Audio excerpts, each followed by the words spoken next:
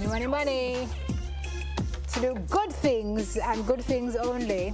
Isn't that brilliant? That's fantastic. Isn't that brilliant? $100 million. Wow. It's a lot of money. Shaggy, you're a big man. Big man. And friends, because quite a few people Big man. jumped in to help. Bustamante Hospital for Children has received their $100 million from the Shaggy Make a Difference Foundation, hitting the target that was originally conceptualized by the founder, that gentleman you just saw, Orville Shaggy Burrell. Through this foundation, he's used the proceedings to buy hundreds of pieces of vital equipment for the Children's Hospital. 2016, more than 450 pieces of equipment were bought and handed over. So we're hoping that there'll be quite a bit handed over. Was he in that picture? Oh, he's not here. Him all over the place with Steve. No, he was in the picture. Was he? With the check? Yeah, he was in the picture. How many is he? But $100 million is not anything to scoff at. That's brilliant. Yeah, Where is he? Oh, there he is at the end. Yeah, he's in there. Got it.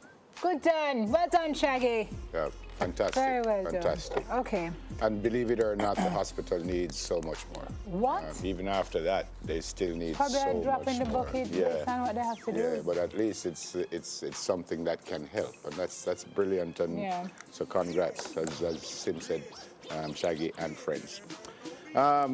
State television in Cuba said that Fidel Castro Diaz-Balart had been receiving medical treatment as an outpatient in recent months following a hospital admission. It says the son of Fidel Castro was suffering from depression. He worked as a nuclear physicist, having trained in the former Soviet Union, and it is believed that he committed suicide. 68-year-old. Wow. I know. Must be terrible. You don't want to talk about this one. Yeah, it must be just terrible. I think that's him right there. I think he's the only son of Fidel Castro and his first wife. Yeah, he said he was the firstborn son of the former president. Of course, Fidel died in November 2016. Depression is a very, very serious. Yeah. Serious. There's so many people walking around with depression. I don't think we realize what's going on with that. It is a killer. Yeah. It is a killer. Depression will kill you if you don't take the reins of it. And so we had good news, bad news, and then we're getting good news again. Yeah. 955 miners. Oh my gosh. I don't, I was going to say I don't know how people do this job, but then when you have to work and make money, you do what you need to do. So these gold miners, they were trapped underground for more than a day following a power cut. Thankfully, they resurfaced unharmed on Friday, greeted, of course, by overjoyed relatives outside who were waiting at the site. Some of them were dehydrated, some had high blood pressure, but they said nothing serious.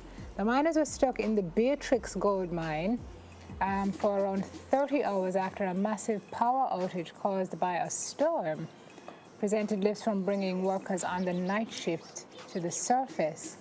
So,